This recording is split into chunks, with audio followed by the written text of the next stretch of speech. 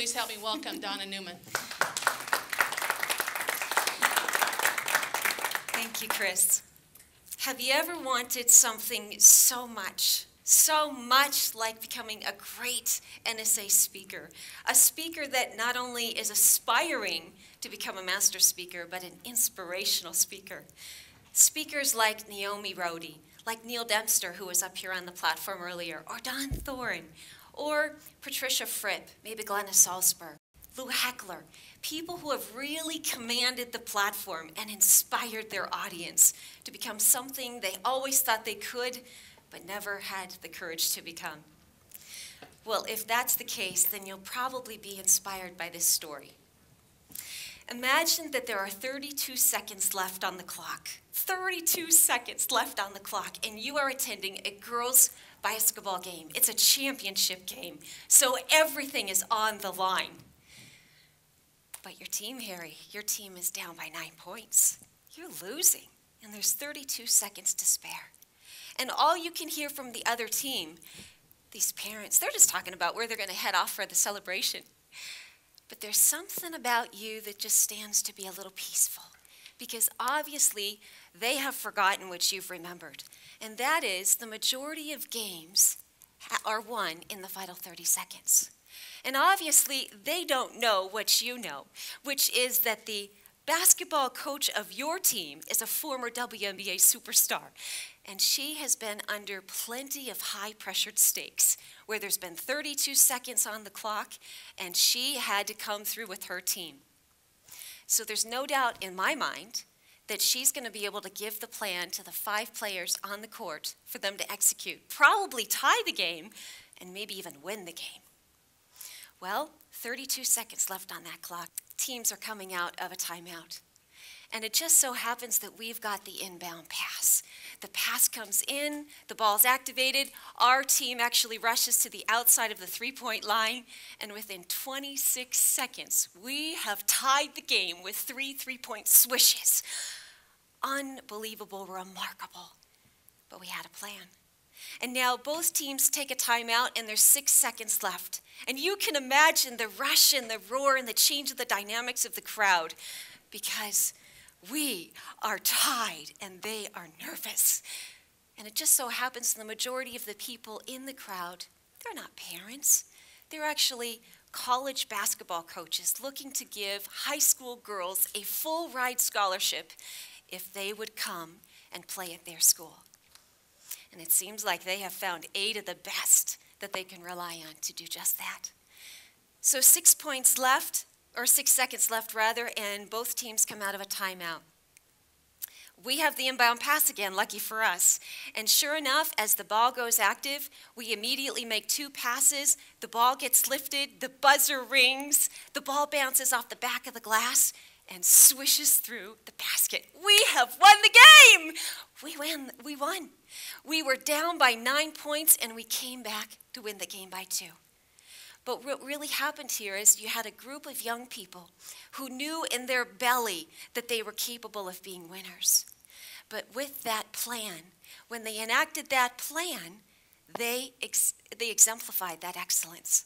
And they became the plan and they won the game. And the same is true for all of you. You have a yearning inside of you as a candidate speaker to become more, and you know what that more is because you've been around it, especially being in this room today where you've witnessed master speakers and being able to rub elbows with the finest. But when you have a plan as a candidate and you enact that, there is a guarantee that you're going to become a winner. But it's just a matter of having that plan. So it's my privilege today to be able to unveil that plan that the candidate program offers for you. And there's 7 points that I've been a part of. And then there's 3 points that I haven't participated in, but they are absolutely worth you checking out. So let's get started. The number 1 skill that you want to take advantage of is participating in the TED-style meetings. And that's exactly what you did this morning. You come in once a month on the 2nd Saturday, and you've got an opportunity to experience the National Speakers Association. You have a chance to be able to rub elbows with people who have mastered every bit of where you want to head off to. They've had to overcome, just like Neil Dempster said this morning, he's had to overcome challenges of getting booked, challenges of how do you stay on top of your organization, how do you continue to get referrals, how do you deal with technology problems. And he said once you have a chance to be able to put a few tools in a lunchbox, you always can rely upon what you've learned. And you gain that insight when you come to a TED-style meeting. So here, when you have a chance to walk in, you're going to find that these are prized speakers.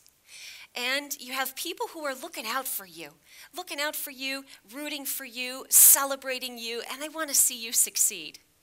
And I'll always remember one of my first time experiences of walking into one of these meetings. It was Patricia Fripp who was speaking.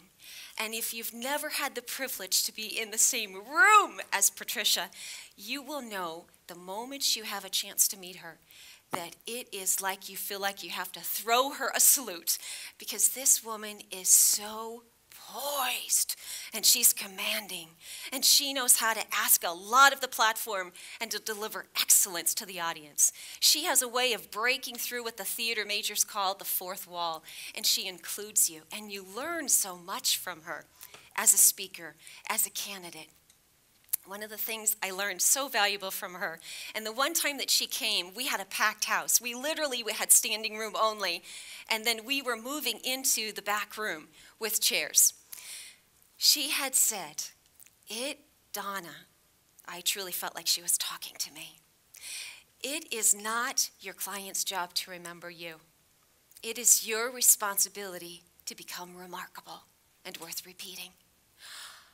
That literally hit me between the eyes.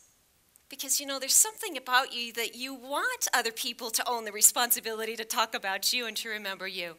But she said, you got to start by having a phrase that pays.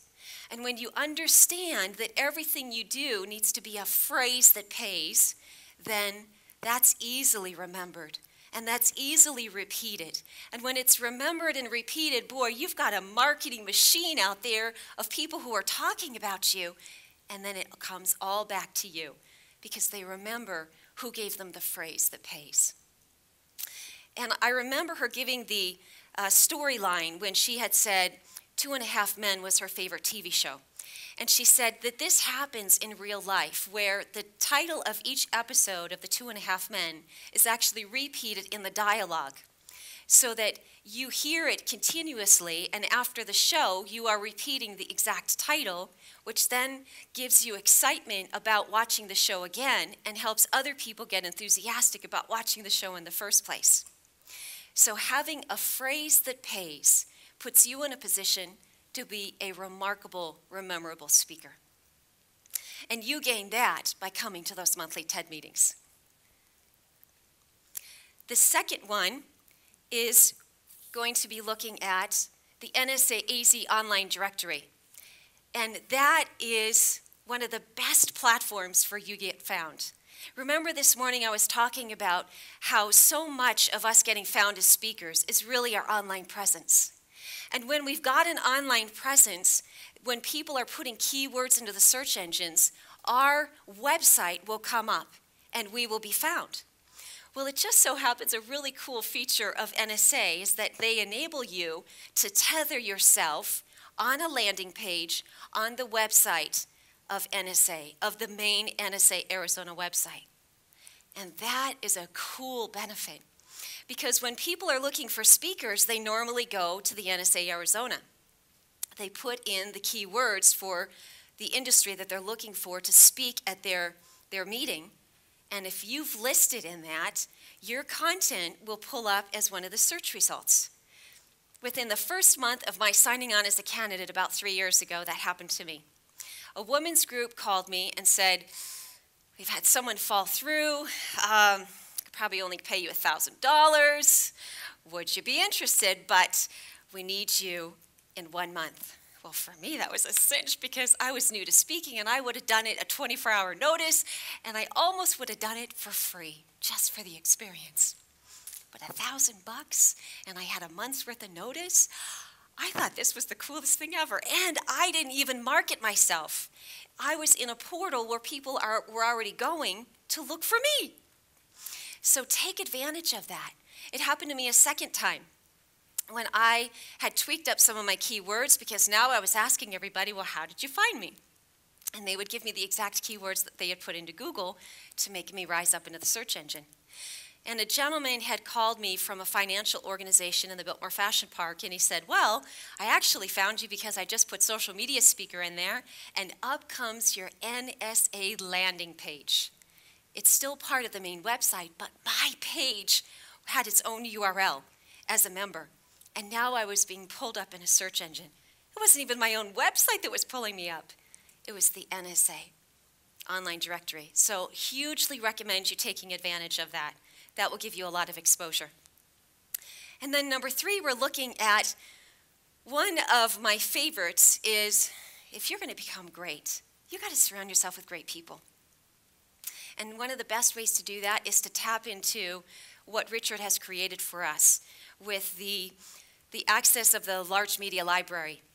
The media library is really comprised of CDs of speakers who have presented at national meetings or at the fall meetings. And when you have a chance to listen to how eloquent, articulate, inspirational these presenters are, you get inspired to become great. And that greatness that you were feeling at the beginning inside of you is just beginning to blossom, and you're feeling that if you were just given a little bit of opportunity for some insight and how to activate that, you would become a better speaker. Well, one of the CDs that I checked out within 6 months of being a candidate from Richard was Glenna Salsbury, and it was her 2011 National Convention keynote. If you've never heard of Glenna Salsbury, she is poised and commanding and inspirational, and she's memorable. So one of the things that she had said in there to make yourself memorable and to give the audience a good understanding of what it takes to remember your points easily, do a structure. And she said that's called PSA.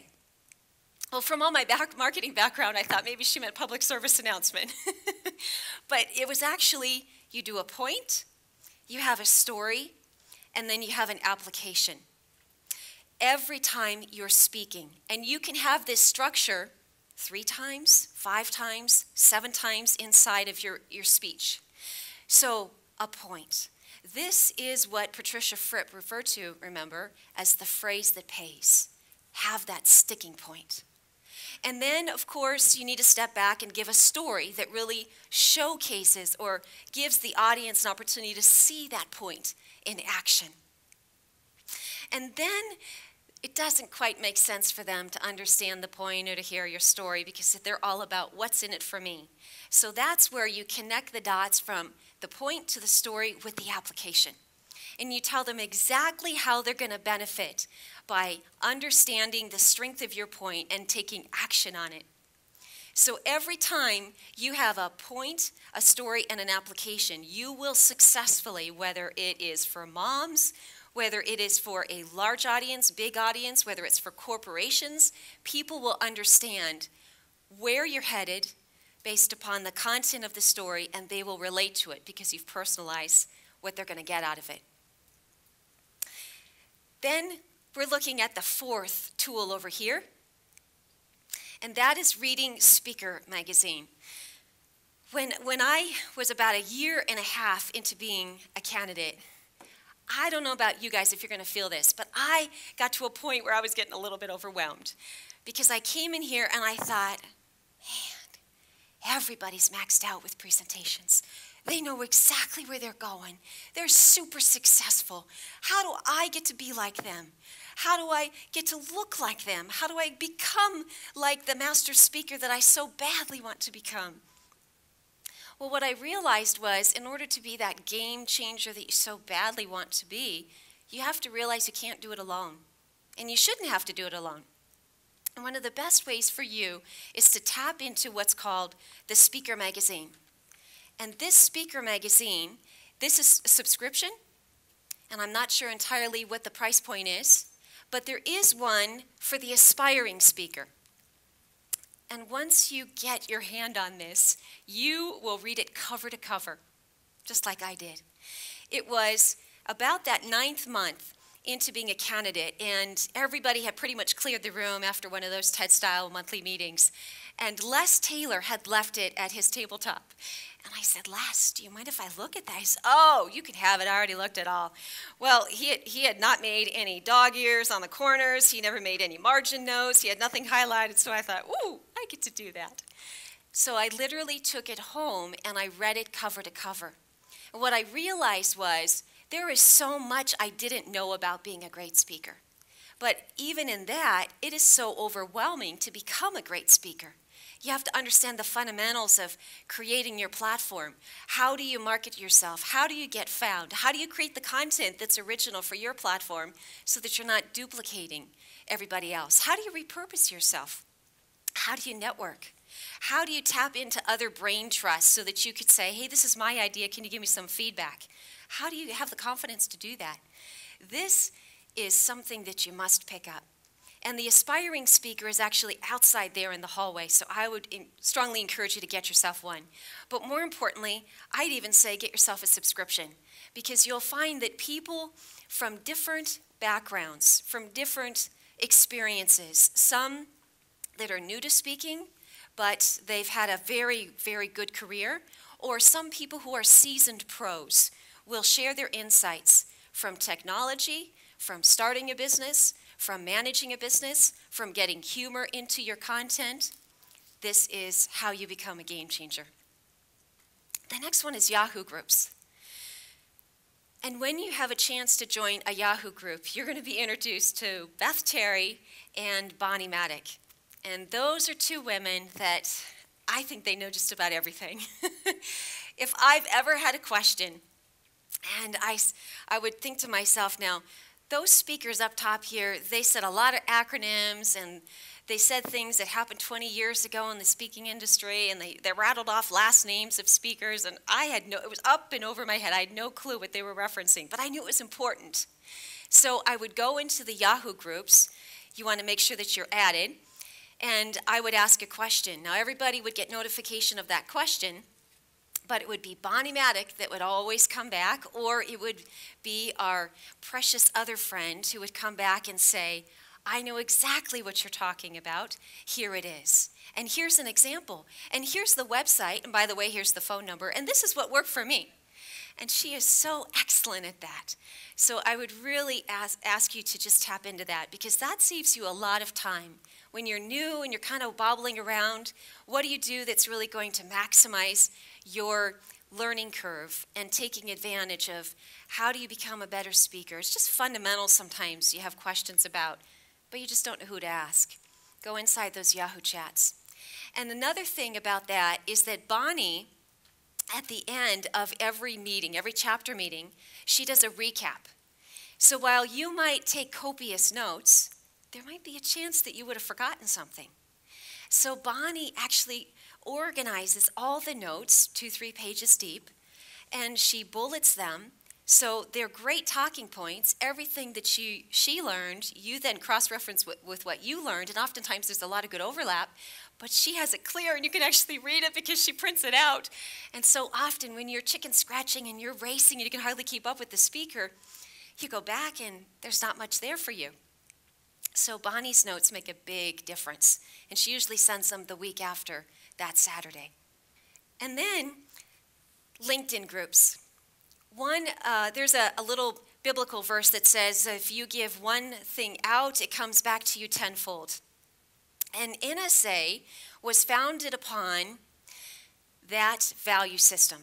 Cavett Roberts had said that the best day on earth that you can create like heaven on earth is when you give of yourself generously and you see that giving multiply in somebody else's life. And it's that generous spirit that the moment you walk into these hallowed halls, you are going to feel there's no place like NSA. No place. There's no other organization that functions like NSA. There's no other organization that you'll ever be in that functions like NSA. There's just this even keel exchange of ideas, of influence, of what ifs, of possibilities, or I tried this, that didn't work, you might want to try this. Or you could say, hey, I just want to try out an introduction. Can you listen and give me your feedback? people are so willing to give you that free flow of exchange. They want to see you succeed. And it's because it's predicated upon Cavett Roberts' spirit. He wanted to create an organization that was just that easy, free-flowing exchange of, I'm an expert, so I want to give back. And you'll see that across every platform that the National Speakers Association does. And the interesting thing is, so he created that years ago, and he didn't know anything about the internet. Well, it happens so easily offline. But it happens online too. And being that my background is social media marketing, of course, I logged into the LinkedIn groups, and I clicked that I wanted to participate and join a LinkedIn NSA group. So one of the times, you can actually ask a lot of questions, and I didn't expect to really gain too much by being a member. I didn't have any expectations. But what I found is, at least once or twice a week, there was always a question for discussion asked. And usually I had a good input, because oftentimes people were talking about their platform expertise, and I could add value with marketing. So I would give them insights or good tips that if they acted on them, they would have success in further branding their company. It just so happened that I had a question one time, posed a discussion, and I said, you know what? I am just not going to make that national convention. Is there anybody who might have some notes, or if you have some notes, would you be willing to share them with me? This was before I even knew that I could tap into the media library. Well, the president of the Asian National Speakers Association in Singapore said, you bet, Donna, I would be glad to do that. And this is what she sent me. A 22-page document, fully loaded, with cover images, with photos from the event, and all bulleted. Isn't that amazing? That is, I've just been super impressed. So I didn't miss the convention. I vicariously experienced that convention.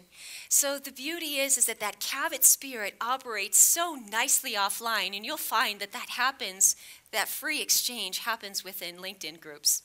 Another time, when I first joined this, I didn't know what a one-pager meant. You know, you had to have a one sheet of yourself with your picture, the value system that you were going to offer if someone were to hire you, and kind of the benefits that they were going to get. So I knew some of the stuff that needed to be on it. I didn't know what it looked like. I didn't know how to put it together. So I asked the LinkedIn groups if anybody would have a sample, if they would mind sharing. Within 30 minutes, 5 people had said, you bet, here's a PDF. And that, for me, put me on a platform where I could actually look at what does the one sheet look like, how do you have to look, what do you have to say, what pictures do you have to have in there, what bullets are relevant, because they're successful and they get hired. And I wanted to be successful and I wanted to be hired. So by following their template, their model, it enabled me to not have a learning curve. But the thing about that is, whenever you're in that LinkedIn group, I treated them like they were my clients. If they had a question and I knew I had an answer, I immediately responded. So whenever you give, you're going to get that tenfold back, and nobody's going to hesitate to share with you as well. And then finally, the 7th activity that I've participated in is Speakers Lab. Oh, this really is the heart and soul of becoming a great speaker. Because otherwise it's just all in here or it's all up there. But when you come to Speaker Lab, you put your white coat on, you got your flask, you're going to do a little experimenting, you're going to try out new material, you're going to maybe do a new opening, maybe try a new transition, maybe you're going to demonstrate a new story, maybe you're going to show handouts that you're doing for a brand new speech. Whatever it is, the beautiful thing is you do it before an audience that's live. And it's a practice audience, but I promise you, they are tougher on you than your real audience is going to be. And if you can do a good job there, man, you're going to knock it out of the park when it comes to your real audience. So twice a month, you come in, and it's every Tuesday, 9:30 to 11:45. Come in. Be part of our group, vicariously experience the learning, watch people come up on stage, demonstrate some stories they want to test out, and you get a chance to be the audience. You are personified as somebody within the industry that they're speaking to, but then you also get to use the feedback of, this is how it made me feel, these are the ideas I think you could use to improve upon. And then the good thing is that the audience isn't just made up of candidates, but it's also made up of master speakers who have been pretty seasoned, and they have very good ideas about what works on the platform. Finally, you've got what's called a guest enricher. And a guest enricher really sets the tone for the entire speaker lab. Because a guest enricher comes alongside of you and literally says, Donna, take your shoes off. They put your shoes on literally, and they say, okay, so I got your lines. I'm going to deliver your lines the way I think you should better deliver those lines. And of course, they deliver them to the word that I said, and they get a raving response from the audience. And then Glenna Salsbury might say, okay, so put your shoes back on, so what'd you think? Did you like that? Was that a good idea? That was a great idea. That's a great idea. So when you're up at Speaker Lab, you've got a guest enricher who's a master presenter, and they come up as if you are a presenter, and they give you customized content, customized feedback to what you just did. They give you ideas about how you can better present it, exact words that you could say, maybe a better model that you should do, maybe an entirely different twist. But it's a great way to really practice on becoming that great speaker. And sometimes it's a little scary. I remember my very first time speaking. Originally it was in this room, and so we might have had like 15 or 20 people. But the time that I debuted, we were in the other room, and there were almost 50 people. And there were 5 of us, and I spoke right after Harry Huffman. And right after Harry, the guest enricher comes up and does a little enrichment exercise. And it happens to be Summers White. And Summers White says, there are 6 parts to the stage. Well, before that, as I was coming up, I thought, well, I didn't know that. I thought she'd just stay in the middle. I was always glued to the middle. And he says, there's 6 parts to a stage. And like Harry Huffman over here would dance around the stage, I didn't understand how he did that so well, and I didn't understand that there was a science behind it. But Summers White said, the middle is your most powerful position. The stage right is where you're going to whisper a story or share a good insight with someone. And then the far left is where you're going to station yourself and deliver your humor and get people to laugh. The back 2 outside flanks are dead spaces. And when you're in the middle at the front and you're walking your way backwards to that middle square, that's where you're causing people to go back in time with you. Historical element, or an imagine, or a what if. Wow, I had never known that. And I never would have known that. I would have never known to search for that. I would have never known to perform like that. I didn't know that master speakers did things like that. I didn't know there was a science like that. But after he showed me that, I tried to model it a little bit in my presentation. I was a quick study. And then he also gave me the permission to come out and walk in the audience. I had no confidence to do that. But after he said that that's just what you do if you want to be a master speaker, it made good sense. So those are some of the tangible tools that you gain from Speakers Lab. And as you heard this morning, the granddaddy of the Speaker Lab is Don Thorin. And he is a master communicator. He has really launched the spirit of the Speaker Lab into the inner workings of it, so much that when people come, they know that they're going to be critiqued, but they are going to be critiqued in the best of environment, and they're going to be given good insight and good wisdom. So it's the best way for you to speak more and to speak better. And then there's 3 things that I wanted to mention to you that I've not done. The first one is the National Speakers Association Convention. And for me, that happens every late July. And every late July, I am on the best platform I could ever be on. And that is my 3 daughters are basketball stars.